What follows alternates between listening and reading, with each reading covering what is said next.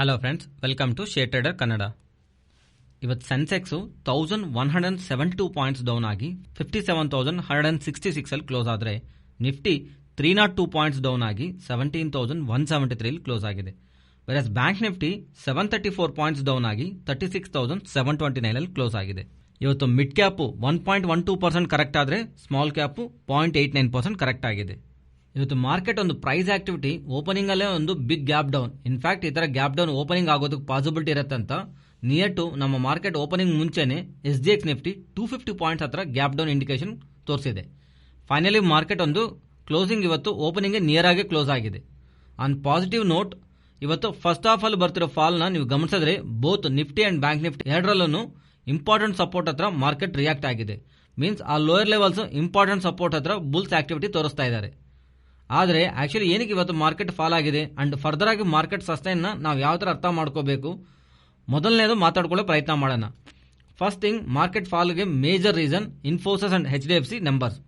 Infosys numbers previous ಆಗಿರೋ trading session close ಆದಾಗಲೇ ಬಂದಿದೆ. ಇನ್ಫ್ಯಾಕ್ಟ್ ಆ ನಂಬರ್ಸ್ ಬಂದ ತಕ್ಷಣ ಇನ್ಫೋಸಿಸ್ ADR ಮೋರ್ ದನ್ 5% ಹತ್ರ ಡೌನ್ ಆಗಿದೆ ಅಂಡ್ ಓವರ್ ಆಲ್ ಆಗಿ ADR 10% ಹತ್ರ ಆಫ್ಟರ್ ರಿಸಲ್ಟ್ಸ್ ಫಾಲ್ ಆಗಿದೆ. ನಮ್ಮ ಮಾರ್ಕೆಟ್ ಓಪನ್ ಆಗೋ ಮುಂಚೆನೆ ಇನ್ಫೋಸಿಸ್ ಮೂಲಕ ಬರ್ತಿರೋ numbers and HDFC bank numbers ಅವರು ಬಿಸಿನೆಸ್ ಅಪ್ಡೇಟ್ ಮಾಡಿದಾಗ ತುಂಬಾ ಸ್ಟ್ರಾಂಗ್ ಬಿಸಿನೆಸ್ ಅಂತ ಅಪ್ಡೇಟ್ ಮಾಡಿದ್ದಾರೆ. ಆದ್ರೆ ಇದು ಅವರ ಪ್ರಾಫಿಟಬಿಲಿಟಿ ಅಲ್ಲಿ ರಿಫ್ಲೆಕ್ಟ್ ಆಗಿಲ್ಲ. ಆಕ್ಚುಲಿ ಇನ್ಫೋಸಿಸ್ ಅವರು ಪೋಸ್ಟ್ ಮಾಡಿರೋ ನಂಬರ್ಸ್ ವೀಕ್ ಆಗಿರೋದು, ಈವನ್ HDFC ಅವರು ಪೋಸ್ಟ್ ಮಾಡಿರೋ ನಂಬರ್ಸ್ ವೀಕ್ ಆಗಿರೋದ್ರಿಂದ ಈ ಎರಡು ಸ್ಟಾಕ್ ಸೇರಿನೇ ನಿಯರ್ಲಿ ನಿಫ್ಟಿನಲ್ಲಿ 17% ಅಂತ ವೆಯ್ಟೇಜ್ ಇದೆ. ಆಕ್ಚುಲಿ ಈಗ HDFC ಬ್ಯಾಂಕ್ ಅಲ್ಲಿ HDFC ಮರ್ಜ್ ಆಗೋಗುತ್ತಲ್ವಾ, ಅದರಿಂದ HDFC ಬ್ಯಾಂಕ್ ಫಾಲ್ ಆಗಿರೋಷ್ಟು ಪರ್ಸೆಂಟೇಜ್ ಫಾಲ್ ಆಗಿ ಕೇವಲ 3 ಸ್ಟಾಕ್ಸ್ ಇನ್ಫೋಸಿಸ್, HDFC ಬ್ಯಾಂಕ್ ಈ 3 ಸ್ಟಾಕ್ ಸೇರಿನೇ out of the Nifty 300 point fall ನಲ್ಲಿ 220 ಪಾಯಿಂಟ್ಸ್ ಹತ್ರ ಈ ಮಾರ್ಕೆಟ್ ಕರೆಕ್ಷನ್ ರೀಸನ್ ಆಗಿವೆ. ಇಷ್ಟರಲ್ಲೇ ನಮಗೆ ಅರ್ಥ ಆಗೋಗುತ್ತೆ ಇವತ್ತು ಮಾರ್ಕೆಟ್ ಫಾಲ್ ಗೆ ಏನ್ ರೀಸನ್ ಅಂತ. And only bank Nifty fall ಆಗಿರೋ 730 ಪಾಯಿಂಟ್ಸ್ ನಲ್ಲಿ 475 ಪಾಯಿಂಟ್ಸ್ ಹತ್ರ HDFC ಬ್ಯಾಂಕ್ ಇಂದಾನೆ ಇವತ್ತು ಮಾರ್ಕೆಟ್ ಫಾಲ್ ಅಂತೂ ಗಮನಿಸಿದೀವಿ. ಇದು ಮೇಜರ್ ರೀಸನ್. ಇನ್ನು ಸ್ವಲ್ಪ ಆಡ್ ಆಗೋ ರೀಸನ್ ಏನಂದ್ರೆ ಗ್ಲೋಬಲ್ ಮಾರ್ಕೆಟ್ಸ್ ವೀಕ್ ಆಗಿರೋದು. ಸ್ಪೆಷಲಿ ಗ್ಲೋಬಲ್ ಆಗಿರೋ ಟೆಕ್ ಸ್ಟಾಕ್ಸ್ ಅಲ್ಲಿ ನಮಗೆ ಫಾಲ್ ಕಾಣಿಸ್ತಾ ಇದೆ. ಈವನ್ ಏಷ್ಯನ್ ಮಾರ್ಕೆಟ್ಸ್ ಫಾಲ್ ಆಗಿವೆ. ಗ್ಲೋಬಲ್ ಮಾರ್ಕೆಟ್ ಸೆಲ್ ಆಫ್ ಬರ್ತಿದ್ರೆ FIS ಇಂಡಿಯನ್ ಈಕ್ವಿಟಿ ಮಾರ್ಕೆಟ್ ಅಲ್ಲಿ ಸೆಲ್ ಮಾಡ್ತಾ ಇರ್ತಾರೆ. ಅದರಿಂದ ಇಂಡಿಯನ್ ಈಕ್ವಿಟಿ ಮಾರ್ಕೆಟ್ ಅಲ್ಲಿ ಫಾಲ್ ಕಾಣಿಸ್ತಾ ಇದೆ. And third important point, crude oil prices. Last week ಅಲ್ಲಿ ನಾವು ಗಮನಿಸಿದ್ರೆ ನಿಯರ್ ಟು $97-98 ಪರ್ ಬ್ಯಾರಲ್ ಹತ್ರ ಇದ್ದ ಕ್ರೂಡ್ ಆಯಿಲ್ ಪ್ರೈಸಸ್ ಅಗೈನ್ ಈಗ ನಿಯರ್ ಟು $113-114 ಪರ್ ಬ್ಯಾರಲ್ ಆಗಿ ರೀಚ್ ಆಗಿವೆ. ಮೀನ್ಸ್ ನಿಯರ್ ಟು 14-15% ಹತ್ರ ಲಾಸ್ಟ್ 1 ವೀಕ್ ಅಲ್ಲಿ ಕ್ರೂಡ್ ಆಯಿಲ್ ಪ್ರೈಸಸ್ ರ್ಯಾಲಿ ಆಗಿದೆ. ಕ್ರೂಡ್ ಆಯಿಲ್ ಪ್ರೈಸಸ್ ಅಂತಾನೆ ಅಲ್ಲ, inflation multi years ice and above ice ಮೇಲೆ ನಂಬರ್ಸ್ ಎಕ್ಸ್ಪೆಕ್ಟೇಷನ್ಸ್ ಇರೋದ್ರಿಂದ ನೆಕ್ಸ್ಟ್ ಸೆಂಟ್ರಲ್ ಬ್ಯಾಂಕ್ಸ್ ಬಡ್ಡಿ ರೇಟ್ಸ್ ಜಾಸ್ತಿ ಮಾಡುತ್ತೆ. ಇದರಿಂದ ಈಕ್ವಿಟಿ ಮಾರ್ಕೆಟ್ ಅದು ಒಳ್ಳೇದಲ್ಲ ಅಂತ ಸೆಂಟಿಮೆಂಟ್ ಯಾವಾಗ್ಲಿಂದ ಮಾರ್ಕೆಟ್ ಅಲ್ಲಿ ರನ್ ಆಗ್ತಿದೆ. ಇಲ್ಲಿಂದ ಮಾರ್ಕೆಟ್ ನಾವು ಯಾವ ತರ ಗಮನಿಸಬೇಕು, ಪರ್ಸನಲಿ ನಾನಾದ್ರೆ ಇಂಪಾರ್ಟೆಂಟ್ ಲೆವೆಲ್ಸ್ ನ ರೆಸಿಸ್ಟೆಂಟ್ ಲೆವೆಲ್ಸ್ ಇರುತ್ತಲ್ಲ, ಆ ಲೆವೆಲ್ಸ್ ಅಬೋವ್ ಬಂದು 15 ಮಿನಿಟ್ಸ್ ಕ್ಯಾಂಡಲ್ ಕ್ಲೋಸ್ ಆಗ್ತಿದ್ರೆ ಅದೊಂದು ಬುಲ್ಲಿಶ್ ಕನ್ಫರ್ಮೇಶನ್ ಆಗಿ ನೋಡ್ತಾ ಬುಲ್ಲಿಶ್ ಆರ್ ಅಪ್ಸೈಡ್ ಟ್ರೇಡ್ ತಗೊಳ್ಳೋದಕ್ಕೆ ಪ್ರಯತ್ನ ಮಾಡ್ತೀನಿ. ಅದಲ್ಲದೆ ಡೌನ್ ಸೈಡ್ ಫಾಲ್ ಆಗ್ತಿದ್ರೆ ಇವತ್ತು ತಗೊಂಡ್ರೆ ಇಂಪಾರ್ಟೆಂಟ್ ಲೆವೆಲ್ಸ್ 17,080 ಅದನ್ನು ಬ್ರೇಕ್ ಆಗಿದೆ ಅಂದ್ರೆ 16,840 ವರೆಗೂ ನಿಫ್ಟಿನಲ್ಲಿ ಇಂಪಾರ್ಟೆಂಟ್ ಸಪೋರ್ಟ್ ಅಂತೂ ಕಾಣಿಸ್ತಾ ಇಲ್ಲ. ಇವನ್ ಬ್ಯಾಂಕ್ ನಿಫ್ಟಿನಲ್ಲೂ ಇಂಪಾರ್ಟೆಂಟ್ ಲೆವೆಲ್ಸ್ 36,440. ಇಫ್ ಆ ಲೆವೆಲ್ ಬ್ರೇಕ್ ಮಾಡಿ ಡೌನ್ ಸೈಡ್ ಹೋಗ್ತಿದ್ರೆ 36,080 ಆ ಜೋನ್ ವರೆಗೂ ಬ್ಯಾಂಕ್ ನಿಫ್ಟಿನಲ್ಲಿ ಫರ್ದರ್ ಆಗಿ ಫಾಲ್ ಇರೋದಕ್ಕೆ ಪಾಸಿಬಿಲಿಟಿ ಇದೆ. ಈ ವಿಡಿಯೋದಲ್ಲಿ ನಾವು ಇಡ್ತಿರೋ ಎಫರ್ಟ್ ನಿಮಗೆ ವ್ಯಾಲ್ಯೂಬಲ್ ಆಗಿ ಅನಿಸ್ತಾ ಇದ್ರೆ ನಮ್ಮ ವಿಡಿಯೋ ತಪ್ಪದೆ ಲೈಕ್ ಮಾಡೋದಕ್ಕೆ ಪ್ರಯತ್ನ ಮಾಡಿ. Next HDFC bank and Infosys results ಮಾತಾಡ್ಕೊಂಡ್ರೆ, HDFC ಬ್ಯಾಂಕ್ ನೋಡಿದ್ರೆ ಅಷ್ಟೊಂದು ವರಸ್ಟಾಗೇನು ಇಲ್ಲ. ಏನಕ್ಕಂದ್ರೆ ಇವನ್ ಬ್ಯಾಂಕಿಂಗ್ ಸೆಗ್ಮೆಂಟ್ ಅಲ್ಲಿ ಇದು ಬೆಸ್ಟ್ ನಂಬರ್ಸ್. ಆದ್ರೆ ಪ್ರಾಬ್ಲಮ್ ಎಲ್ಲಾನು HDFC ಬ್ಯಾಂಕ್ ಇಲ್ಲಿವರೆಗೂ ಬೆಸ್ಟ್ ಪರ್ಫಾರ್ಮೆನ್ಸ್ ಕ್ವಾರ್ಟರ್ ಬೇಸಿಸ್ ಅಲ್ಲಿ ಸೀಕ್ವೆನ್ಷಿಯಲ್ ಆಗಿ ಡೆಲಿವರಿ ಮಾಡ್ತಾ ಇರೋದ್ರಿಂದ ಈಗ ಬರ್ತಿರೋ ನಂಬರ್ಸ್ ಪ್ರೀವಿಯಸ್ ಕ್ವಾರ್ಟರ್ಸ್ ಒಂದು ಗ್ರೋತ್ ನ ಮ್ಯಾಚ್ ಮಾಡಕ್ ಆಗ್ತಿಲ್ಲ.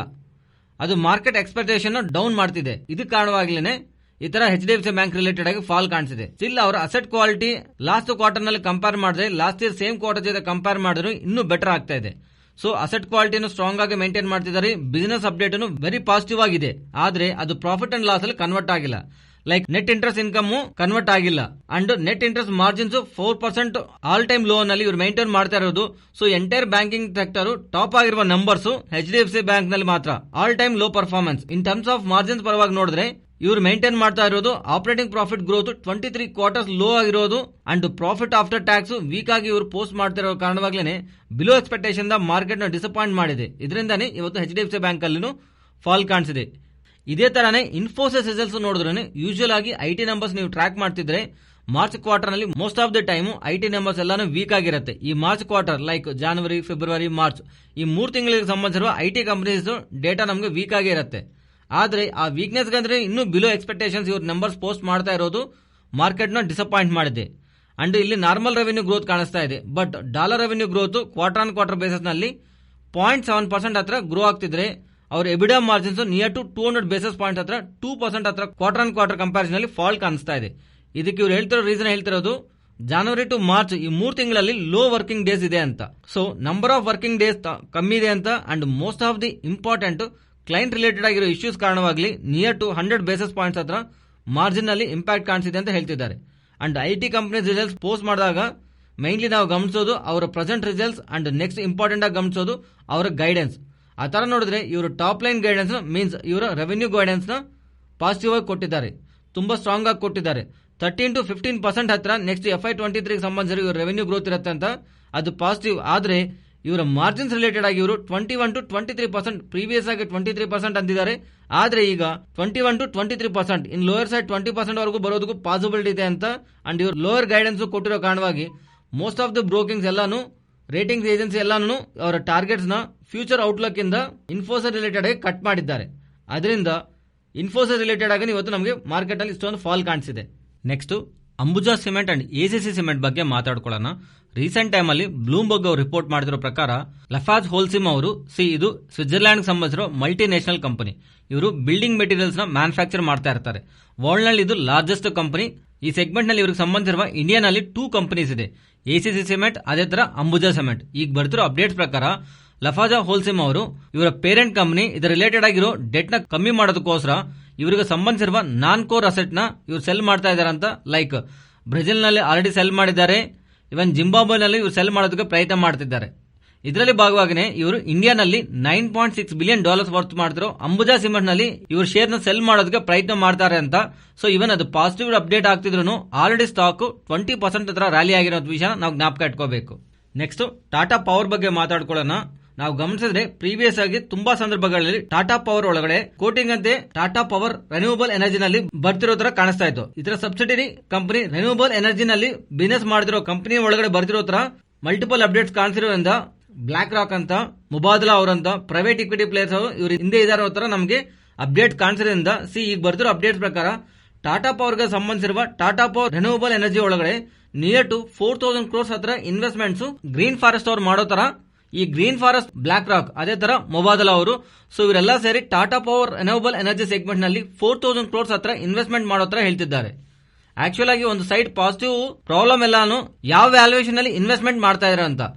ಈಗಿರೋ ಡಿಸ್ಕಷನ್ ಪ್ರಕಾರ ಈ 4,000 crores ನ ಇವರು ಇನ್ವೆಸ್ಟ್ ಮಾಡಿ ಟಾಟಾ ಪವರ್ ರೆನ್ಯೂವಬಲ್ ಎನರ್ಜಿನಿಂದ 9.8 to 11.4% ಇನ್ ಬಿಟ್ವೀನ್ ಅವರು ಶೇರ್ ನ ರೈಸ್ ಮಾಡ್ತಾರಂತ. ಸೊ ಆ ಪಾಯಿಂಟ್ ಗೆ ಡೀಲ್ ಎಂಡ್ ಆಗೋ ಪಾಯಿಂಟ್ ಗೆ ಇರೋ ಮಲ್ಟಿಪಲ್ ಫ್ಯಾಕ್ಟರ್ಸ್ ನ ಕನ್ಸಲ್ಟೇಷನ್ ಅಲ್ಲಿ ತಗೊಂಡು 9.8 to 11.4 ಇನ್ ಬಿಟ್ವೀನ್ ಇವರ ಶೇರ್ ನ ತಗೊಂಡಿರ್ತಾರ ಹೇಳಿದ್ರಿಂದ in the best case near to 34,000 crores ಹತ್ರ ಈ ಟಾಟಾ ಪವರ್ ರಿನ್ಯೂವಬಲ್ ಬಿಸಿನೆಸ್ ನ ಇವರು ವ್ಯಾಲ್ಯೂ ಮಾಡ್ತಾ ಇದ್ರು. ಬರ್ತಿರೋ ಅಪ್ಡೇಟ್ಸ್ ಮಾರ್ಕೆಟ್ 34,000 crores ಅಂದ್ರೂ ಇನ್ನೂ ಹೈಯರ್ ವ್ಯಾಲ್ಯೂ ಸಿಗತ್ತೆ ಅಂತ ರಿನ್ಯೂವಬಲ್ ಎನರ್ಜಿ ಸೆಗ್ಮೆಂಟ್ ಗೆ ಅಂತ ಟಾಟಾ ಪವರ್ ಸ್ಟಾಕ್ ಪ್ರೈಸ್ ಅನ್ನು ಇನ್ಕ್ಲೂಡ್ ಮಾಡೋ ಪ್ರಯತ್ನ ಮಾಡಿದೆ. ಆದ್ರೆ ಈಗ ಕೇವಲ 34,000 crores ಒಳಗಡೆನೆ ಡೀಲ್ ನಡೆಯೋ ತರ ಇದು main reason. Even positive update 4,000 crores investment ಮಾಡ್ತಿರೋ ಬರ್ತಿರೋ ಅಪ್ಡೇಟ್ ಮೇಲೂ ಸ್ಟಾಕ್ ಪ್ರೈಸ್ ಇತರ ಫಾಲ್ ಕಾಣಿಸಿದೆ. And entire transaction next 7 months ನಲ್ಲಿ 2 ಟ್ರಾನ್ಸಸ್ ನಲ್ಲಿ ಮೀನ್ಸ್ 2 ಪಾರ್ಟ್ ಆಗಿ ಈ ಟ್ರಾನ್ಸಾಕ್ಷನ್ ಕಂಪ್ಲೀಟ್ ಆಗಿರೋ ತರ ಅಪ್ಡೇಟ್ ಮಾಡ್ತಿದ್ದಾರೆ. ನೆಕ್ಸ್ಟ್ ಟಾಟಾ ಸ್ಟೀಲ್ ಬಗ್ಗೆ ಮಾತಾಡ್ಕೊಳ್ಳೋಣ. ಮೇ 3 ಬೋರ್ಡ್ ಸಮಾವೇಶ ಆಗಿ ಇವರು Q4 ರಿಸಲ್ಟ್ಸ್ ನ ಡಿವಿಡೆಂಡ್ ನು ಮೋಸ್ಟ್ ಇಂಪಾರ್ಟೆಂಟ್ ಸ್ಟಾಕ್ ಸ್ಪ್ಲಿಟ್ ಅಂದ್ರೆ ಯಾವ ನಂಬರ್ಸ್ ಅಲ್ಲಿ ಶೇರ್ ಬೆಳೆಯುತ್ತಲ್ಲ ಅದಕ್ಕೆ ತಕ್ಕದಂಗೆ ಸ್ಟಾಕ್ ಪ್ರೈಸ್ ಇವನ್ ಫೇಸ್ ವ್ಯಾಲ್ಯೂನು ಸ್ಟಾಕ್ ಪ್ರೈಸ್ ಗೆ ಕಮ್ಮಿ ಆಗುತ್ತೆ. ಸೊ ಇದರಿಂದ ಈಗ ಟ್ರೇಡ್ ಆಗ್ತಿರೋ ಪ್ರೈಸ್ ಇಂದ ತುಂಬಾ ಕಮ್ಮಿ ಪ್ರೈಸ್ ಅಲ್ಲಿ ಈ ಸ್ಟಾಕ್ ಪ್ರೈಸ್ ಬಂದು ಟ್ರೇಡ್ ಆಗ್ತಾ ಇರುತ್ತೆ. So most of the retailers ಜಾಸ್ತಿ ಇನ್ವೆಸ್ಟ್ ಮಾಡೋದಕ್ಕೆ ಇಂಟ್ರೆಸ್ಟ್ ತೋರಿಸ್ತಾರಂತ. ಸೊ ಇದು basic theme. So stock split ಆದ್ರೂ ಸ್ಟಾಕ್ ರಿಲೇಟೆಡ್ ಆಗಿ ಪಾಸಿಟಿವ್ ಬಸ್ ಇರುತ್ತೆ. ಟಾಟಾ ಸ್ಟೀಲ್ ರಿಲೇಟೆಡ್ ಆಗಿ ಅಪ್ಡೇಟ್ ಮಾತಾಡ್ಕೊಂತ ಇದವಲ್ಲ, ಬಟ್ ಈ ಕ್ಯಾಲೆಂಡರ್ ಅಲ್ಲಿ ಸ್ಟಾರ್ಟಿಂಗ್ ಇಂದ ಇಲ್ಲಿವರೆಗೂ ತುಂಬಾ companies nearly 45 companies stock split ನ ಅಪ್ಡೇಟ್ ಮಾಡಿವೆ. ನೆಕ್ಸ್ಟ್ ಜೂಬ್ಲಿಯಂಟ್ ಇಂಗ್ರೀಡಿಯಾ ಬಗ್ಗೆ ಮಾತಾಡ್ಕೊಳ್ಳೋಣ. ಇವರು ನಿಯರ್ ಟು 270 crores ವ್ಯಾಲ್ಯೂ ಆಗುವಂತ ಆರ್ಡರ್ ನ ಇಂಟರ್ನ್ಯಾಷನಲ್ ಕ್ಲೈಂಟ್ಸ್ ಇಂದ ಬಂದಿರೋ ತರ ಹೇಳ್ತಿದ್ದಾರೆ. ಈ ಆರ್ಡರ್ ಅಲ್ಲಿ ಭಾಗವಾಗಿ ನೆಕ್ಸ್ಟ್ 3 years ಒಳಗಡೆ 2 ಸ್ಪೆಷಾಲಿಟಿ ಕೆಮಿಕಲ್ಸ್ ನ ಸಪ್ಲೈ ಮಾಡ್ತೀವಿ ಅಂತ ಅಪ್ಡೇಟ್ ಮಾಡ್ತಿದ್ದಾರೆ. ನೆಕ್ಸ್ಟ್ ಬಯೋಕಾನ್ ಬಗ್ಗೆ ಮಾತಾಡ್ಕೋಬೇಕು. ಬಯೋಕಾನ್ ಅವರು ತುಂಬಾ time back near to October 2019 ಅಲ್ಲಿ ಆಂಟಿ ಕ್ಯಾನ್ಸರ್ ಬಯೋಸಿಮಿಲರ್ ಆಗಿರುವ ಅವೆಂಟೈನ್ ಅಪ್ರೂವಲ್ಗೋಸ್ಕರ US FDA ಹತ್ರ ರಿಕ್ವೆಸ್ಟ್ ಅಂತೂ ಪ್ಲೇಸ್ ಮಾಡಿದ್ದಾರೆ. ಆದ್ರೆ ಆ ಟೈಮ್ ನಲ್ಲಿ ವೈರಸ್ ರಿಲೇಟೆಡ್ ಆಗಿರೋದ್ರಿಂದ ಇವೆಂಟ್ಸ್ ಎಲ್ಲಾನು ಕಂಟಿನ್ಯೂಸ್ಲಿ ಬರ್ತಿರೋ ಕಾರಣವಾಗಿ ಅವರ ಪ್ಲಾಂಟ್ ಇನ್ಸ್ಪೆಕ್ಷನ್ ನಡೆದಿಲ್ಲ. ಈಗ ಆ ಪ್ಲಾಂಟ್ ಇನ್ಸ್ಪೆಕ್ಷನ್ ಇನ್ನೂ ಪೆಂಡಿಂಗ್ ನಲ್ಲೇ ಇದೆ, ಆದ್ರೆ ಇವರಿಗೆ ಅಪ್ರೂವಲ್ ಬಂದಿಲ್ಲ. ಆದ್ರೆ ಈ ಒಳಗಡೆನೆ ಇನ್ನೊಂದು ಫಾರ್ಮಾ ಕಂಪನಿ US ಅಲ್ಲಿ ಇರುವಂತ ಆಮ್ನೆಲ್ ಫಾರ್ಮಾ ಕಂಪನಿ ಈ ಡ್ರಗ್ ನ ಮಾರ್ಕೆಟ್ ನಲ್ಲಿ ಲಾಂಚ್ ಮಾಡೋ ತರ ಅಪ್ಡೇಟ್ಸ್ ಅಂತೂ ಕಾಣಿಸ್ತಾ ಇದೆ. ಏನಕ್ಕೆ ಇದು ಇಂಪಾರ್ಟೆಂಟ್ ಅಂದ್ರೆ ಈ ಡ್ರಗ್ ರಿಲೇಟೆಡ್ ಆಗಿ ಆಲ್ರೆಡಿ ಮಾರ್ಕೆಟ್ ಅಲ್ಲಿ ಕೇವಲ 2 ಪ್ಲೇಯರ್ಸ್ ಮಾತ್ರ US ಅಲ್ಲಿ ಇದ್ದಾರೆ. ಒಂದು ಫೈಜರ್, ಇನ್ನೊಂದು ಅಮೆಜಾನ್. ಕೇವಲ ಈ 2 ಪ್ಲೇಯರ್ಸ್ ಮಾತ್ರ ಎಂಟೈರ್ ಈ ಡ್ರಗ್ ನಲ್ಲಿ ಕಂಟ್ರೋಲ್ ಮಾಡ್ತಿವೆ. ನಿಯರ್ ಟು $2.6 ಬಿಲಿಯನ್ ಮಾರ್ಕೆಟ್ ಇರುವಂತಹ ಈ ಡ್ರಗ್ ಯಾರಾದ್ರೂ ಥರ್ಡ್ ಪ್ಲೇಯರ್ ಎಂಟರ್ ಆಗ್ತಾರಲ್ಲ ಅವರಿಗೆ ಒಂದು huge advantage in terms of volumes and in terms of margin ಇರುತ್ತೆ. ಥರ್ಡ್ ಪ್ಲೇಯರ್ ಆಗಿ ಬಯೋಕಾನ್ ಆಗತ್ತೆ ಅನ್ಕೊಂಡಿದ್ರು ಪ್ರೀವಿಯಸ್ ಆಗಿ, ಆದ್ರೆ ಈಗ ಆಮ್ನಾಲ್ ಫಾರ್ಮಾ ಅವರು ಇವ್ರಿಗಂದ ಮುಂದೆನೆ ಲಾಂಚ್ ಮಾಡ್ತಾರಿಂದ ಮಾರ್ಕೆಟ್ ಇರೋ ಅಪ್ಡೇಟ್ಸ್ ಬಯೋಕಾನ್ ರಿಲೇಟೆಡ್ ಆಗಿ ಸೆಲ್ಲಿಂಗ್ ಪ್ರೆಷರ್ ಕ್ರಿಯೇಟ್ ಮಾಡಿವೆ. ನೆಕ್ಸ್ಟ್ ಬ್ಲೂಮ್ಬರ್ಗ್ ಅವರು ರಿಪೋರ್ಟ್ ಮಾಡಿದ ಪ್ರಕಾರ ಮೈಂಟ್ರಿ ಅಂಡ್ LTI ಈ ಎರಡು ಕಂಪನಿನೂ ಸ್ಟಾಕ್ ಮಾರ್ಕೆಟ್ ಲಿಸ್ಟ್ ಆಗಿರೋ ಕಂಪನೀಸ್. ಇವೆರಡೂ ಒಂದು ಮರ್ಜ್ ಆಗಿ ಒಂದು IT ಕಂಪನಿಯಾಗಿ ಫಾರ್ಮ್ ಆಗುತ್ತೆ ಅಂತ ಆಲ್ರೆಡಿ ಡಿಸ್ಕಷನ್ ಅಲ್ಲಿ ಇದೆ. ಆದ್ರೆ ಇದರ ಬ್ಯಾಕ್ ಇರೋ ಲಾಜಿಕ್ ಬ್ಲೂಮ್ಬರ್ಗ್ ಅವರು ಮೆನ್ಷನ್ ಮಾಡ್ತಿರೋ ಲಾಜಿಕ್ ಮೈಂಟ್ರಿ 2019 ನಲ್ಲಿ ಅವರು L&T ಅವರು ಅಕ್ವೈರ್ ಮಾಡಿದ್ದಾರೆ. ನಿಯರ್ ಟು 61% ಹತ್ರ ಮೈಂಟ್ರಿ ನಲ್ಲಿ L&T ಅವರಿಗೆ ಶೇರ್ ಇದೆ. ಅಂಡ್ ಸೇಮ್ L&T ಅವರಿಗೆ LT ನಲ್ಲೂ ನಿಯರ್ ಟು 74% ಹತ್ರ ಶೇರ್ ಇದೆ. ಸೊ ಮೈಂಟ್ರಿ ಅಂಡ್ LTI ಗೆ ಸಂಬಂಧಿಸಿರುವ L&T ಅವರು ಒಂದು ಪೇರೆಂಟ್ ಕಂಪನಿ ಆಗಿರೋದ್ರಿಂದ ಈ ಎರಡು IT ಕಂಪನೀಸ್ ನಲ್ಲಿ ಓವರ್ಲಾಪ್ ಆಗ್ತಿರೋ ಬಿಸಿನೆಸ್ ಇಂದ ತುಂಬಾ ಕಮ್ಮಿ ಇದೆ. ಆತರ ನೋಡಿದ್ರೆ ಎರಡು ಕಂಪನಿ ಮರ್ಜ್ ಆದ್ಮೇಲೆ ಇವ್ರ ಕಾಸ್ಟ್ ಕಮ್ಮಿ ಮಾಡಿ ಮಾರ್ಜಿನ್ಸ್ ಅಂಡ್ ಪ್ರಾಫಿಟಬಿಲಿಟಿ ಇಂಪ್ರೂವ್ ಆಗತ್ತಲ್ಲ, ಈ ಎರಡು IT ಕಂಪನೀಸ್ ಮರ್ಜ್ ಆಗೋದಕ್ಕೆ ಸ್ಕೋಪ್ ಇದೆ ಅಂತ ಬ್ಲೂಮ್ಬರ್ಗ್ ಅವರು ಎಕ್ಸ್ಪೆಕ್ಟ್ ಮಾಡ್ತಾ ಇರೋದ್ರಿಂದ ಒಂದು ಆರ್ಟಿಕಲ್ ನ ಪಬ್ಲಿಷ್ ಮಾಡಿದ್ದಾರೆ. ಬಟ್ NSE ಅವರು ಮೈಂಟ್ರಿ ಅವರಿಗೆ ಒಂದು ಕ್ಲಾರಿಫಿಕೇಶನ್ ಕೇಳಿದ್ದಾರೆ. ಇನ್ನು ಎಕ್ಸ್ಚೇಂಜಸ್ಗೆ ಇದರ ರಿಪ್ಲೈ ಎಂದು ಫೈಲ್ ಆಗಿಲ್ಲ. ನೆಕ್ಸ್ಟ್ ಟೆಕ್ಸ್ಟೈಲ್ ಸ್ಟಾಕ್ ಬಗ್ಗೆ ಮಾತಾಡ್ಕೊಂಡ್ರೆ ರೀಸೆಂಟ್ ಟೈಮ್ಸ್ ಅಲ್ಲಿ ಟೆಕ್ಸ್ಟೈಲ್ ಸ್ಟಾಕ್ಸ್ ರಿಲೇಟೆಡ್ ಆಗಿ ಮಲ್ಟಿಪಲ್ ಅಪ್ಡೇಟ್ಸ್ ಕಾಣಿಸ್ತಾ ಇದೆ. ರೀಸೆಂಟ್ ಟೈಮ್ಸ್ ಅಲ್ಲಿ ಅಂತಲ್ಲ, US ಚೈನಾ ರಿಲೇಟೆಡ್ ಆಗಿ ಇಶ್ಯೂಸ್ ಯಾವಾಗ ಸ್ಟಾರ್ಟ್ ಆಗಿದೆಲ್ಲ ಆವಾಗಿಂದ ನಾವು ಗಮನಿಸಿದ್ರೆ most of the textile stocks ಎಲ್ಲಾನು ಒನ್ ವೇ ಡೈರೆಕ್ಷನ್ ಅಲ್ಲಿ ಮೂವ್ ಆಗ್ತಿದೆ. ಇದಕ್ಕೆ ಅಡಿಷನ್ ಆಗಿ ರೀಸೆಂಟ್ ಟೈಮ್ಸ್ ಅಲ್ಲಿ 2 ಇಂಪಾರ್ಟೆಂಟ್ ಅಪ್ಡೇಟ್ಸ್ ಬಂದಿದೆ. ಫಸ್ಟ್, ದ ಕಾಟನ್ ರಿಲೇಟೆಡ್ ಆಗಿ ಕಸ್ಟಮ್ ಡ್ಯೂಟಿನ ಗವರ್ಮೆಂಟ್ ರಿಮೂವ್ ಮಾಡಿದೆ. ಅಂಡ್ ಸೆಕೆಂಡ್, 61 ಕಂಪನೀಸ್ ಹತ್ರ ಈ PLS ಸ್ಕೀಮ್ ಅಲ್ಲಿ ಸೆಲೆಕ್ಟ್ ಆಗಿವೆ. ಗ್ಲೋಬಲ್ ಆಗಿರೋ ಸಿನಾರಿಯೋ ಟೆಕ್ಸ್ಟೈಲ್ ಸ್ಟಾಕ್ಸ್ ಗೆ ಲಾಸ್ಟ್ 1.5 ಇಯರ್ ಇಂದ ಕಮ್ಮಿ ಮಾಡಿ ಸಪೋರ್ಟ್ ಮಾಡ್ತಿದ್ರೆ ಇಂಡಿಯನ್ ಗವರ್ಮೆಂಟ್ ಇಂದಾನು ಈ ಕಸ್ಟಮ್ ಡ್ಯೂಟಿ ರಿಲೇಟೆಡ್ ಆಗಿ ಅಡ್ವಾಂಟೇಜ್ PLS ಸ್ಕೀಮ್ ನಲ್ಲಿ ಭಾಗವಾಗಿ ಟೆಕ್ಸ್ಟೈಲ್ ಸ್ಟಾಕ್ಸ್ ಅಡ್ವಾಂಟೇಜ್ ಸಿಗ್ತಾ ಇರೋದ್ರಿಂದ ಟೆಕ್ಸ್ಟೈಲ್ ಸ್ಪೇಸ್ ನಲ್ಲಿ ರಿಲೇಟೆಡ್ ಆಗಿ ಪಾಸಿಟಿವ್ ಎನ್ವಿರಾನ್ಮೆಂಟ್ ಕ್ರಿಯೇಟ್ ಆಗಿದೆ. ನೆಕ್ಸ್ಟ್ ಇಂಡಿಯಾ ಬುಲ್ಸ್ ರಿಲೇಟೆಡ್ ಆಗಿ ಮಾತಾಡ್ಕೋಬೇಕಂದ್ರೆ ಪ್ರೀವಿಯಸ್ ಆಗಿ ಅವರು ಇಶ್ಯೂ ಮಾಡಿರೋ QIP ಮೂಲಕ ಇವತ್ತು ಮಾರ್ಕೆಟ್ ನಲ್ಲಿ ಲಿಸ್ಟ್ ಆಗಿದೆ. ಫ್ಯೂ ಡೇಸ್ ಬ್ಯಾಕ್ ಅವಾಗ ಟ್ರೇಡ್ ಆಗ್ತಿರೋ ಪ್ರೈಸ್ ಇಂದ ನಿಯರ್ ಟು 7% ಡಿಸ್ಕೌಂಟ್ ನಲ್ಲಿ 101 ರೂಪೀಸ್ ಪರ್ ಶೇರ್ ಇಂದ ನಿಯರ್ ಟು 8.6 ಕ್ರೋರ್ ಶೇರ್ಸ್ ಹತ್ರ QIP ಮೂಲಕ ಅಲಾಟ್ಮೆಂಟ್ ಮಾಡಿ 865 ಕ್ರೋರ್ಸ್ ನ ರೈಸ್ ಮಾಡಿದ್ದಾರೆ. ಇದರಿಂದ ಓವರ್ ಆಲ್ ಆಗಿ ಲಿಕ್ವಿಡಿಟಿ ನಿಯರ್ ಟು 18.8% ಹತ್ರ ಡೈಲ್ಯೂಟ್ ಆಗಿದೆ.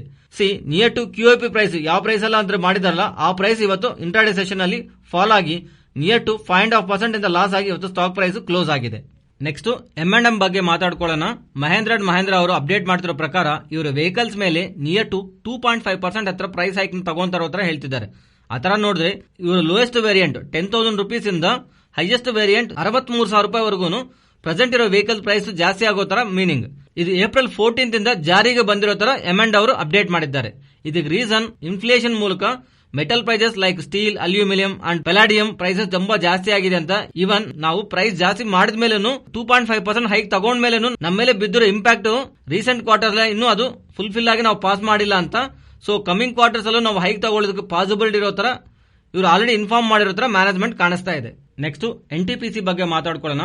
NTPC ರಿಲೇಟೆಡ್ ಆಗಿ ಮೋರ್ಗಾನ್ ಸ್ಟ್ಯಾನ್ಲಿ ಅವರು ಪ್ರೀವಿಯಸ್ ಆಗಿ ಕೊಟ್ಟಿರೋ 150 ಟಾರ್ಗೆಟ್ ನ ಅಪ್ಗ್ರೇಡ್ ಮಾಡ್ತಾ 186 ಗೆ ಜಾಸ್ತಿ ಮಾಡ್ತಾ ಓವರ್ ವೈಟಿಂಗ್ ಕೊಡ್ತಿದ್ದಾರೆ.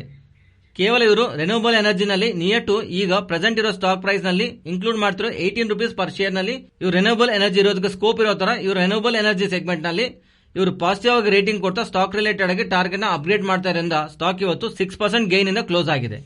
Next Nifty and bank Nifty support and resistant ಮಾತಾಡ್ಕೊಂಡ್ರೆ ಪ್ರೆಸೆಂಟ್ ಲೆವೆಲ್ ಇಂದ ಟಾಪ್ ಸೈಡ್ ಹೋಗ್ತಿದ್ರೆ ನಿಫ್ಟಿ 17,270 ಅಂಡ್ ಅದಾದ್ಮೇಲೆ 17,330 ಪ್ರೆಸೆಂಟ್ ಇರೋ ಲೆವೆಲ್ಸ್ ಇಂದ ಡೌನ್ ಸೈಡ್ ಬರ್ತಿದ್ರೆ ಇಮಿಡಿಯೇಟ್ ಆಗಿ 17,080. ಅದೇ ತರ ಬ್ಯಾಂಕ್ ನಿಫ್ಟಿ ರಿಲೇಟೆಡ್ ಆಗಿ ಪ್ರೆಸೆಂಟ್ ಲೆವೆಲ್ ಇಂದ ಡೌನ್ ಸೈಡ್ ಹೋಗ್ತಿದ್ರೆ 36,620 ಅಂಡ್ ಆ ಲೆವೆಲ್ ಬಿಲೋ 36,440. ಇವತ್ತು ಎಕ್ಸಾಕ್ಟ್ಲಿ ಆ ಪಾಯಿಂಟ್ ಹತ್ರನೇ ಮಾರ್ಕೆಟ್ ಸಪೋರ್ಟ್ ತಗೊಂಡಿದೆ. ಇಲ್ಲಿಂದ ಟಾಪ್ ಸೈಡ್ ಹೋಗ್ತಾ ಇದ್ರೆ 36,950 ಅಂಡ್ ಅದಾದ್ಮೇಲೆ 37,120 ಅಂಡ್ ಇವನ್ ಮಾರ್ಕೆಟ್ ಈ ತರ ವೋಲ್ಟೈಲ್ ಆಗಿ ರಿಯಾಕ್ಟ್ ಆಗುವಾಗ ಆಪ್ಷನ್ ಚೈನ್ ಡೇಟಾನ ನಾವು 1 or 2 days ಅವಾಯ್ಡ್ ಮಾಡೋದು ಒಳ್ಳೇದು. ಆದ್ರಿಂದ ಈ ವಿಡಿಯೋದಲ್ಲಿ ಅದರ ಬಗ್ಗೆ ಡಿಸ್ಕಸ್ ಮಾಡ್ತಿಲ್ಲ. ಇದು ಫ್ರೆಂಡ್ಸ್ ಇವತ್ತಿನ ಅಪ್ಡೇಟ್ಸು. ನಮ್ಮ ಅಪ್ಡೇಟ್ಸ್ ನಿಮ್ಗೆ ಇಷ್ಟ ಆಗಿದ್ರೆ ನಮ್ಮ ಪೇಜ್ನ ಲೈಕ್ ಮಾಡಿ ಆ್ಯಂಡ್ ಶೇರ್ ಮಾಡಿ. Thank you.